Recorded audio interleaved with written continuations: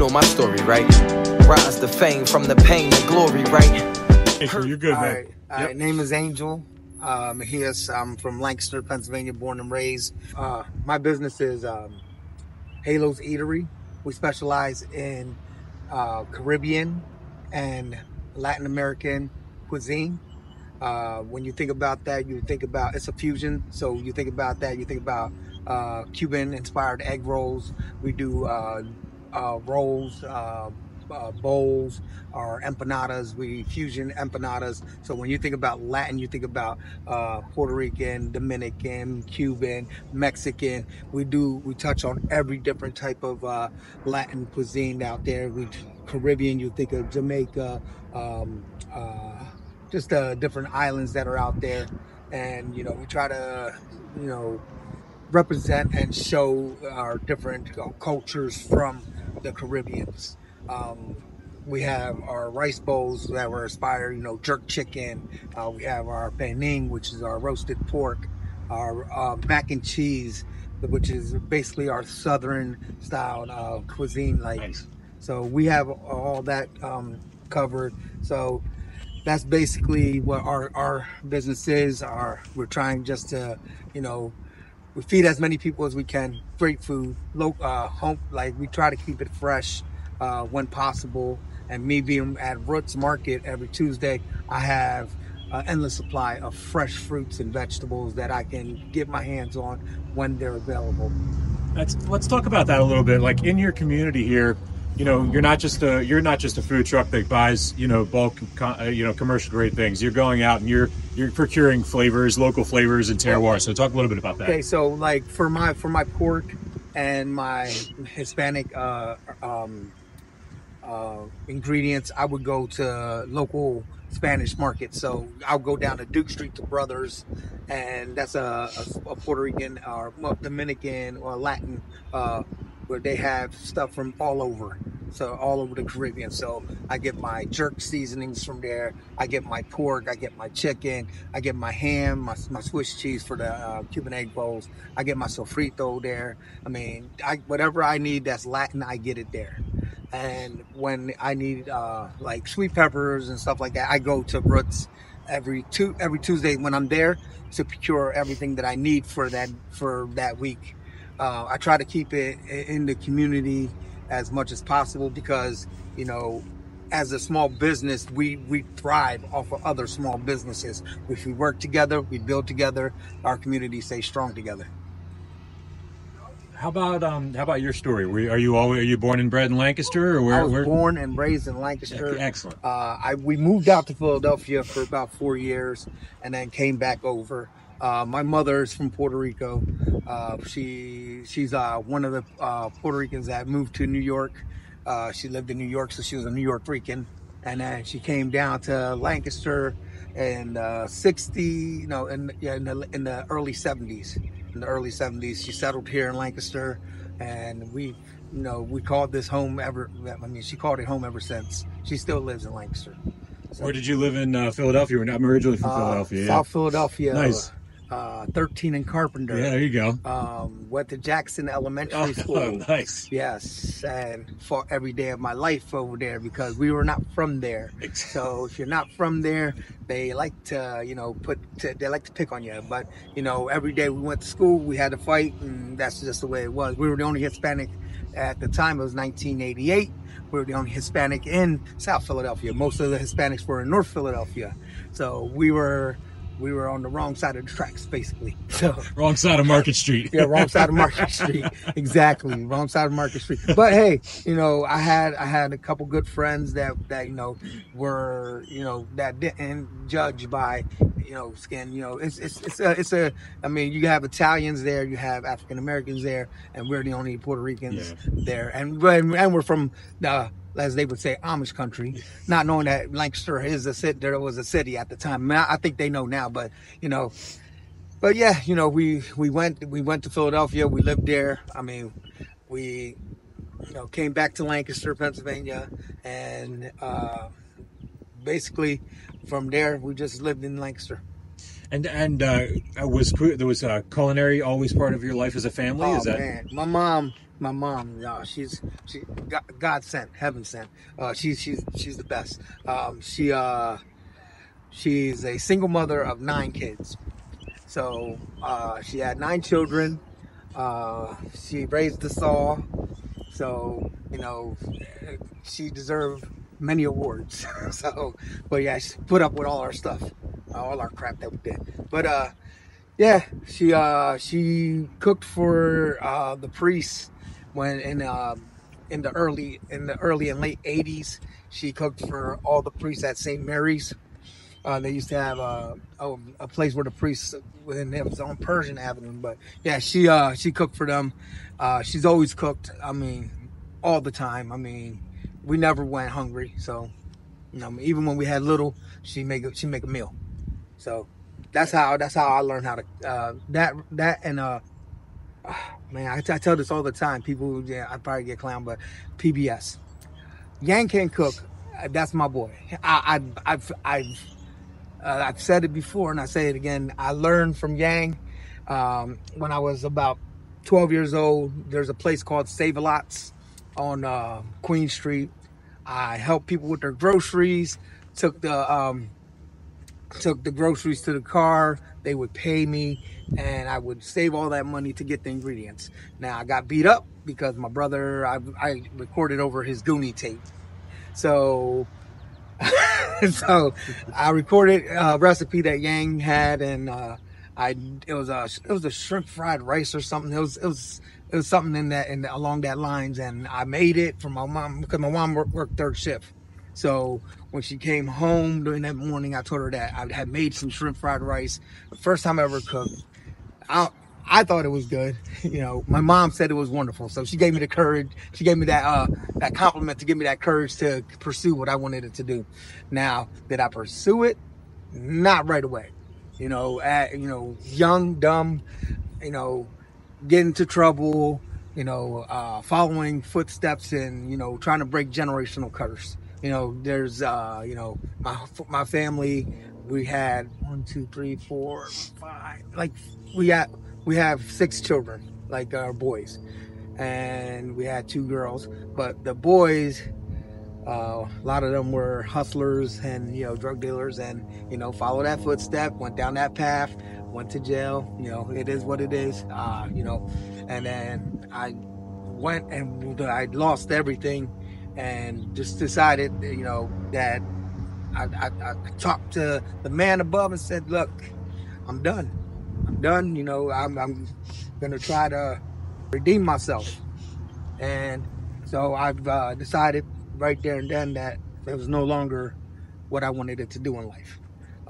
Fast forward 3 years later, met my wife and got married, and I got a position after I got out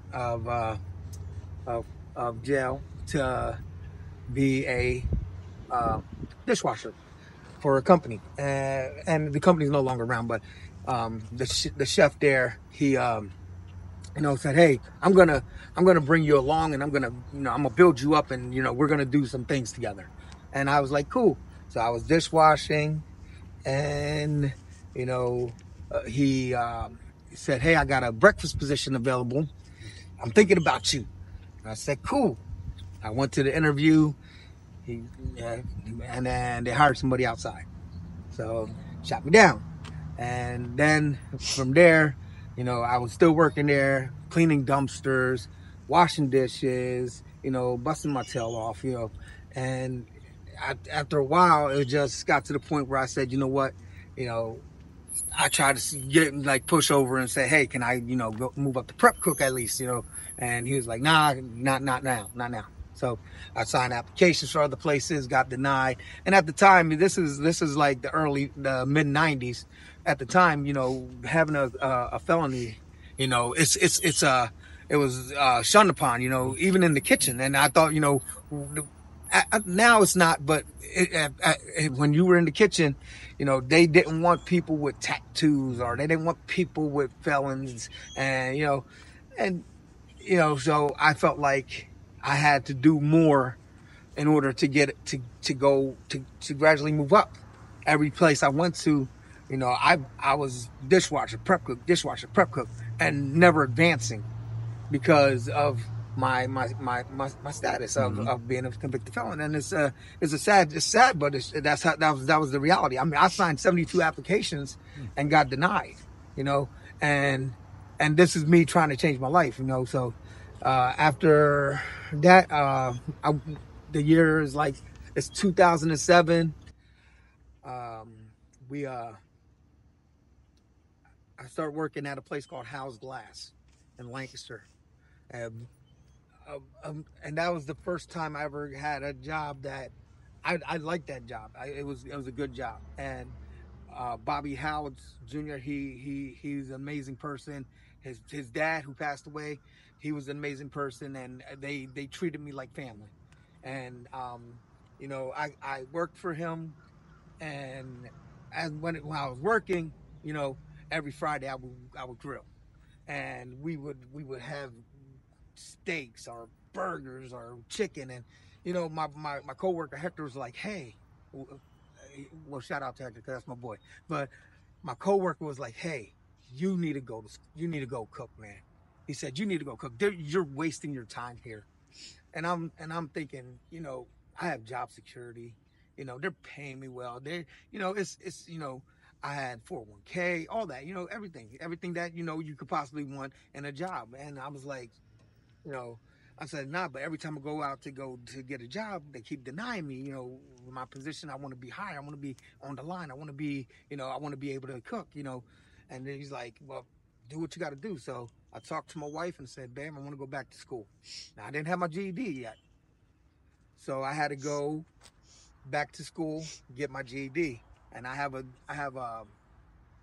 to say, I don't read very well because I have when I read the letters move on the page. Dyslexia. I don't know if it's dyslexia. Yeah, there's that other thing too. It's just the letters move on the page. Yep. So I had to overcome that to be able to get my GED, and I did. I got my GED 2011. So now imagine, I was at House Glass already 4 years. 2011 I got my GED. So when I get my GED, I signed up for culinary school at YTI. I couldn't go to other institutes or anything like that. That, you know, the fancy stuff, you know, the what is it?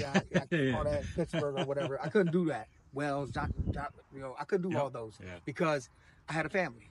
You know, I had a family. I was married. I was paying child support. You know, these are things that, you know, as an adult learner or adult getting education, you have to, you know, face. You know, there's no mommy and daddy. There's no I'm only 18 years old. I'm 19 years old. Let me go to, you know, New York and get a nice education. So I didn't have that opportunities to do stuff like that, you know. So I was still working at House Glass, going to YTI. So I was working 40 hours, and then a full-time student and a full-time parent.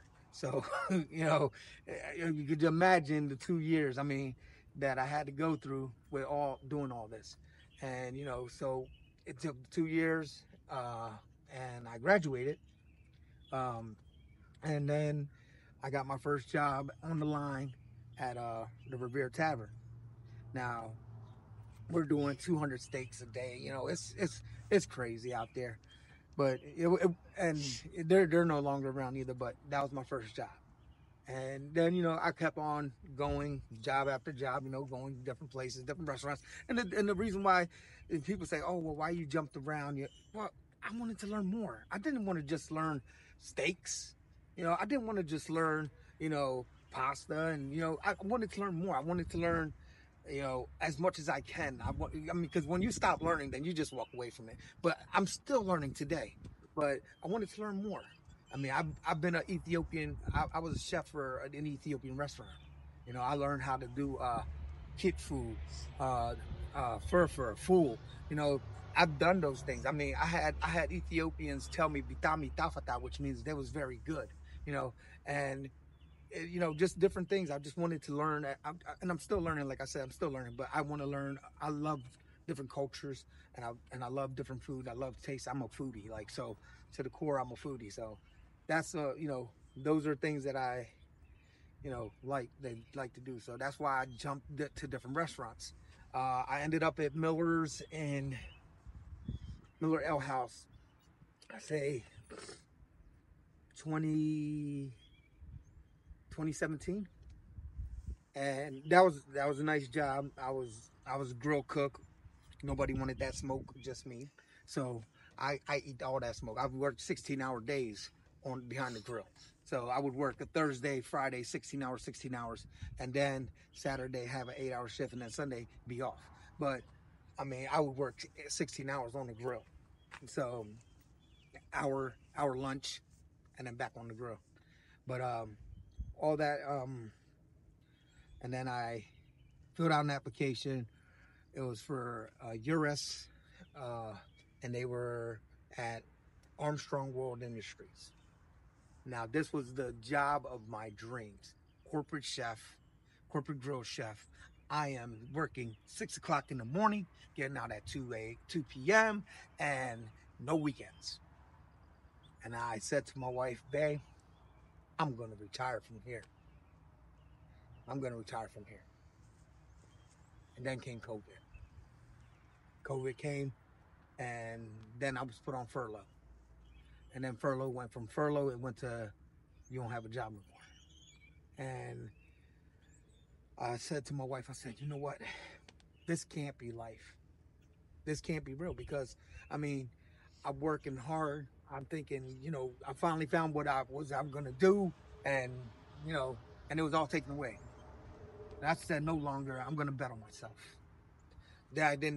Everywhere I went, I was stifled, where they wouldn't let me do my creativity. I followed this menu, some menus I didn't even believe in, but I did it because it was a paycheck, but I said, I'm going to bet on myself, and I betted on myself. And the first 2 years, man, that business is hard. This is not for the faint of heart. You gotta have tough skin. You gotta let stuff slide sometimes. And I tell this to everybody, just let you know, everybody wants to be in your pocket. They want to be in your pocket. So whatever you do, they want some of that money. It doesn't matter. Uncle Sam, local government, people doing work for you. It doesn't matter. Your people are going to be in your pocket, and you just gotta, get it as cheap as you can, or get it the best as you can, but make sure it's done right. Everything that you get, I mean, it's just ridiculous. But it's part of business, and it's been a learning curve. I mean, a learning curve. I come from, not having, working for somebody to try to be your own boss. It is hard, and it's just I'm on my third year now. I've had a venture where I had to shut it down and rebrand, and and partnerships going, stuff like that. It's a hard business. It's a hard business, and it's one that you just got to have thick skin and keep and perseverance. You gotta persevere, because if not, you're not gonna make it. You won't make it here. With that, with your specific story and your specific perspective, talk to not some budding entrepreneur that's graduating college. Talk to me about somebody that either during COVID or their entire life has right now been sitting on an idea that they have not executed on, and because of confidence, because of finances, because of a million reasons. Talk about how there's creativity and workarounds, and to how the execution is 90% of the issue. Okay, so starting this business, I had no loan. I started with a partner who had not a lot of money. We both didn't have a lot of money. I had talk to people. You could talk to people, and this trailer was on Facebook for $4,000. All right, I talked to the person. I told him my story, and let him know, hey, this is what I want to do. And he said like this: look, you give me $2,000, you can have it. You know what I mean? Just, it doesn't have to be, you need money from here and money from there, and you need this. No, all you need is somebody who will feel your story, who will feel your product, your idea, and get behind you and say, yeah, you could do this. Like, I have friends and family that are behind me 100%, and they come and they'll you know, whenever I need something, if I need help, they'll come and help me out in the trailer if it's a big event. You know, all you need is support around you. You don't really need money. Money's good, but you don't really need a lot of money. You just need the money to start. You just need some money to start. Some. You don't even need a lot. You need some. And people that will help you, and you know, mentors that will guide you. You know, I had a mentor that helped me out. So there's just things that you know, just have to, you know, there's programs out there like SCORE, Access in Lancaster, you know, that they will help you, out.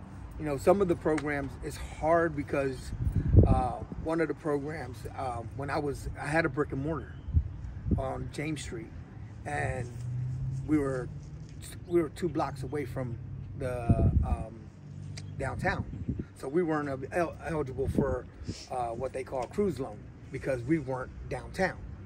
So I had to shut that brick and mortar down and couldn't you know, continue because, you know, it was expensive. I was doing it by myself. We and my partner split. I was doing it by myself, and it was just like I was trying to get loans. I was trying, and because I didn't have a lot of equity, it was hard. It was hard. My credit score wasn't as good. You know, I've never had a high credit score like 700s. I mean, I've had 6 something, but never over 700. And it's like, you know, my credit score ain't good, so loans were non-existent. So I grinded for everything. We started under a tent. I started under a tent at a Treasurer's Market, where right by McCaskey High School. I was in a tent for the first 4 months, and then the trailer was getting fixed. And before we even got the trailer, we had the brick and mortar. We got the brick and mortar before we got the trailer. So, I mean, we were growing at a rapid pace. But, you know, when people think that, you know, you're going to get rich real quick, you know, they fail to realize that this is not a get rich scheme. You know, this is a grind hard. You build your business, you build your brand, you know, and that's you know, the thing is that I would tell people is, you know, getting back to what, like, telling people is just, you know, believe in your dream. Bet on yourself. You know, nobody's gonna give it to you. You're gonna have to work hard. You gotta work hard. It's just perseverance. Like, we put so much energy. I'm putting so much energy into this. Like, every day I wake up sometimes at 3 o'clock in the morning with an idea that I didn't know that I had, and I would be like, oh, let's do this on the truck. Oh, you know, and it's just like I wake up out of my sleep. I eat, breathe, and think my food truck, like what I want to do next. And this is not my end game. This is not the end game. The end game isn't just to have a food truck or have a fleet or have a brick and mortar. My end game is beyond that. You know, I have dreams and aspirations to do things that would affect the community, would affect reform. Like, you know, one of my things is I want to have a kitchen to help other inmates, getting out felons, teach them how to cook. I have other chefs, friends that I know that have restaurants and have places that were willing to help, like, hire people. And those are things that I want to be able to do. I mean, I'm stuck right now. You know, I'm trying to build that dream, but right now it's, you know, 1 brick at a time. So my first brick is to get this going and get my name, my brand out there. Also, you know, and then next thing is to, you know, get established where I can get a brick and mortar again, you know, get that established where, you know, we could be in more than one city, you know, more than just Lancaster, maybe in York, maybe in Lebanon, you know, build up, you know, around, and then be able to start my Redemption Kitchen is what I want to call it, Redemption Kitchen, because I want them to redeem themselves and feel like, you know, they have worth. You know, it's hard when all you know is that life, and no one ever took a chance. So, you know, I want to be able to take chances on people and, you know, try to show them there's a better way. You know my story, right? Rise to fame from the pain to glory, right?